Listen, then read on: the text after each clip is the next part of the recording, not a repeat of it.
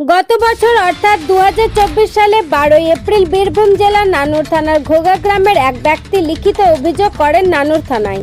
তার নাবালিকা কন্যাকে বোলপুর থানার অন্তর্গত একজন ব্যক্তি অপহরণ করে নিয়ে গেছে।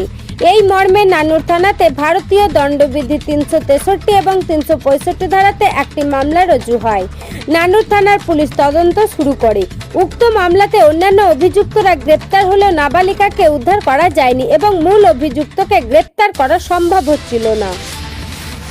নতুন বছরে 2025-এর জানুয়ারির প্রথম সপ্তাহতেই সূত্র মারফত খবর পেয়ে নানুর থানার ওসি তপাই বিশ্বাস একটি টিম মুম্বাইয়ের স্থানীয় জেলাতে পাঠান, কিন্তু সেখানেও সন্ধান না মেলায় সেই টিমটি গুজরাটের পাঁচমহল জেলার একটি থানা এলাকায় হানা দেয় এবং সেখান থেকে গত 11ই জানুয়ারি নাবালিকার উদ্ধার হয় এবং আজ 14ই জানুয়ারি ভোরবেলা তারা নাবালিকাকে নিয়ে নানুরে ফেরেন।